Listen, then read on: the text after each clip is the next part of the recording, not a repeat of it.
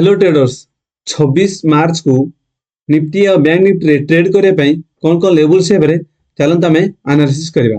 चलंत प्रथम देखिबा निफ्टी निफ्टी रो जदि डेली कैंडल को देखिबा ताहले हमरो 5 फेब्रुआरी को जो सेलिंग आस्थिला एग्जैक्ट मार्केट से जगह रे आसिक अछि तो सेइठू मार्केट पुल बैक से जगह रे पुनी एग्जैक्ट रेड कैंडल होइछि सेइठू पुनी डाउन साइड आसबार बहुत पॉसिबिलिटी अछि। तो एठू जदि खाली फ्लैट ओपन हुए किंबा जस्ट गैप अप ओपन हुए दीटा केस रे हमरो व्यू डाउन साइड ही रहइबो। चलन देखिबा 15 मिनिट टाइम फ्रेम रे हम पाई कोन कोन लेवल्स हेई पारे। 15 मिनिट टाइम फ्रेम जो देखिबा मार्केट क्लोज ही 23600 रे राउंड लेवल ऊपर उठे ट्रेंड लाइन मध्ये आछि। जदि मार्केट फ्लैट ओपन होछि नहीं तो जस्ट गैप अप एरिया रे ओपन होछि तो हमर व्यू नेगेटिव ही रहइबो। जदि ए गैप अप 23800 को क्रॉस न करबा दरकार 23800 भितरे 23600 रु 23800 ए 200 पॉइंट भितरे जोठी भी मार्केट ओपन होछि तो हमर व्यू डाउन साइड ही रहइबो। जदि मार्केट गैप अप ओपन होछि जे पर्यंत 23800 को क्रॉस न करिछि ऊपर को से पर्यंत हमर व्यू डाउन साइड ही रहइबो। जदि बहुत बड़ गैप अप ओपन हो जाउछि जोडा कि 23850 प्लस जदि भी गैप अप ओपन होछि ताले से खतर रे हमकु व्यू अपसाइड रहइबो नहले तो फ्लैट जस्ट गैप अप दीटा केसरा हमर व्यू डाउन साइड ही रहइबो।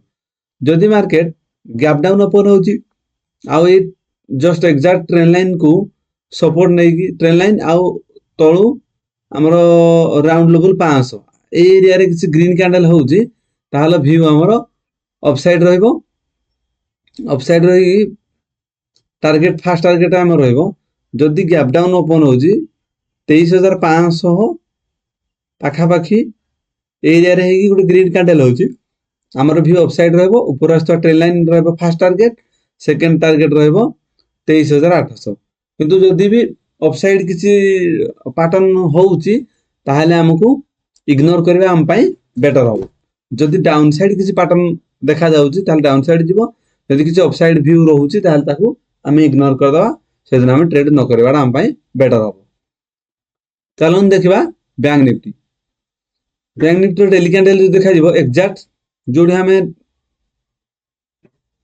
ड्रॉ करथिले हमर व्यू थिला कि 52000 गुटे राउंड लेवल सेइठू मार्केट डाउन साइड आसीबार बहुत पॉसिबिलिटी अछि। एग्जैक्ट से जगह गुटे रेड कैंडल आज हेछि 52000 जोडा कि गुटे स्ट्रांग राउंड लेवल से जगह रे ग्रीन रेड कैंडल हेछि। एइठू मार्केट डाउन न आसिले भी निहाती रिट्रेसमेंट दबो। तो हम पई निफ्टी जो भला एनालिसिस एग्जैक्ट सेम रहइबो।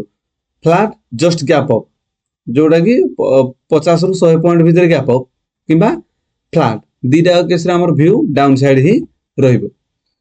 जे पर्यंत 52000 ऊपर गैप अप देगी नो ओपन हेछि किबा 52000 जे पर्यंत राउंड लेवल क्रॉस न करि से पर्यंत हमर व्यू अपसाइड रहइबोनी से पर्यंत हमर व्यू डाउन साइड ही रहइबो।